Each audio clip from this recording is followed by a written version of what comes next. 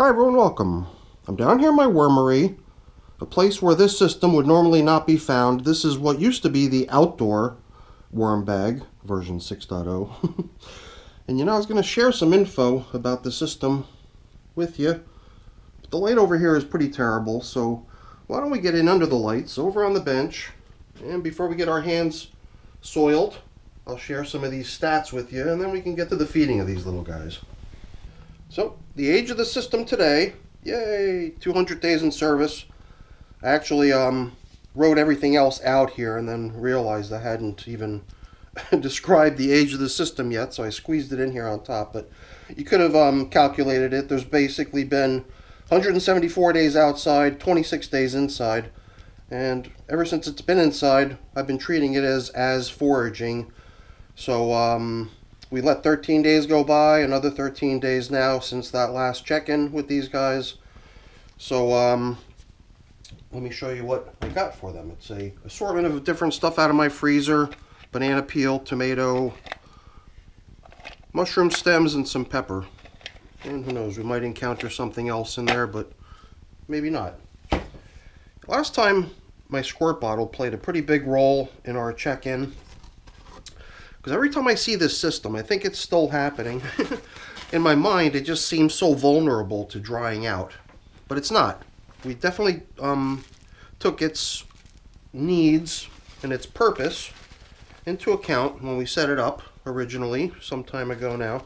You can even hear it rustling. Hear it? I'm not sure if it's coming through on the camera, but you can hear plastic rustling because this is not just one bag. It's two bags, and hidden in between them, surprise, surprise, a whole bunch of waterproof and moisture resistant material.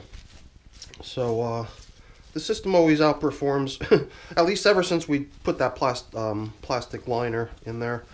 It's definitely outperformed from a moisture retention perspective.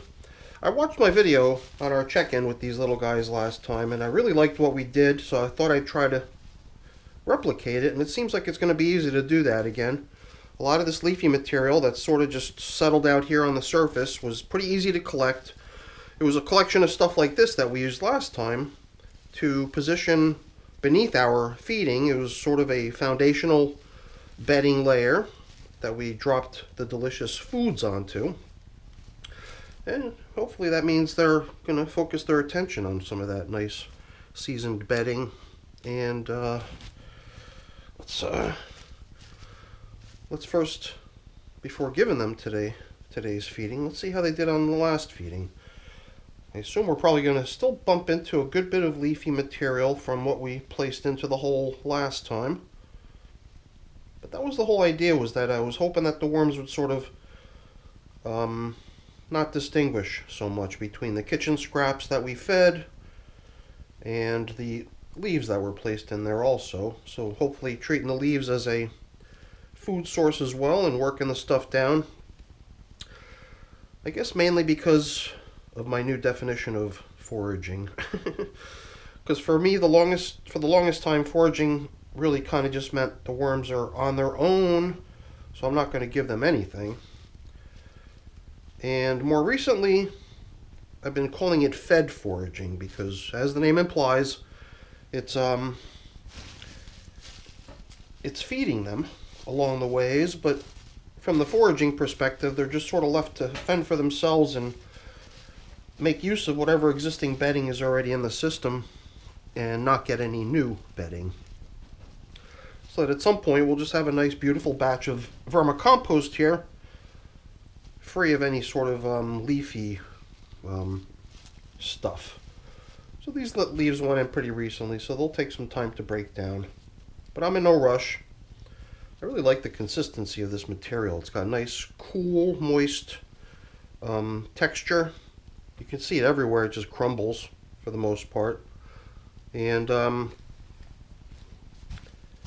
that's a little deceiving. It makes me feel like the stuff might be dry, and in need of moisture. And last time we even applied a really high amount of moisture, and I'm wondering if we should do the same today. It might not be a bad idea. My squirt bottle's here, and we can just come in here and the stuff that's going to be right beneath the foods, which might get a little bit of moisture dropping down into it as the foods begin to thaw.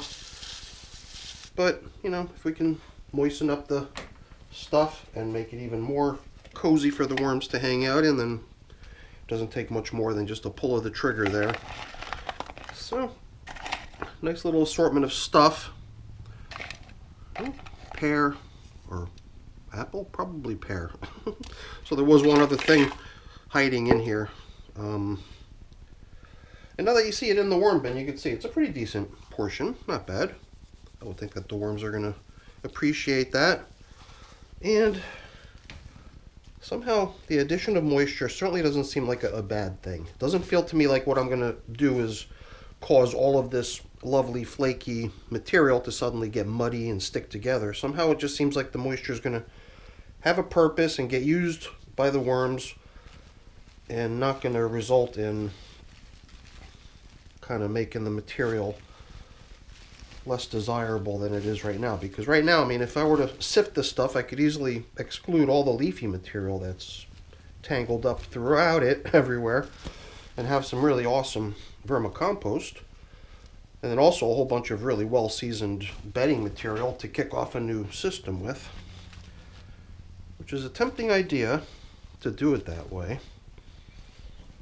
But I'm in no rush. I'm content to just let them press on just the way they are. I think last time we made more of a concerted effort to collect and centralize all the leafy matter. Today I just had this feeling like maybe we scatter it a little bit. And as far as moisture goes, I think before we part ways with these little guys, we'll give them some. Because it does seem like with only that, I mean, yeah, we've got a feeding zone indicator that we put down, then a newspaper top covering. Then on top of that, you've also got the plywood. It just definitely seems to me like a top covering solution that would, you know, do a good job keeping the moisture in, and it does. So it's not failing in that respect. But, you know, I guess as long as we're putting all the stuff back on and we got the wand in our hands, we can give everything a nice additional boost of moisture. I think once the plywood comes back on, perhaps a little bit of moisture loss occurs around the edges of it, but I would think for the most part anything that's underneath this thing is pretty well guarded from losing its moisture to a large degree. So that's it for our check-in now with the 200-day-old, no longer outdoor, but was outdoor worm bag version 6.0. And one of the things we hinted at last time was possibly moving these little guys into a plastic tub. But I'm so satisfied with this liner that it's doing such a great job keeping the moisture in the system, not letting it dry out, that I think we might just stay with the bag for a while longer. So I don't know. We'll see. We'll decide at some point going forward. But for now, that's it. So hopefully you enjoyed the video. If you did, as always, please don't forget to leave me a quick thumbs up before you go. That's always really appreciated. And if you haven't done so already, please also consider subscribing to the channel. That's very much appreciated as well. All right, everyone. Thanks so much for watching. Have a great day. Bye now.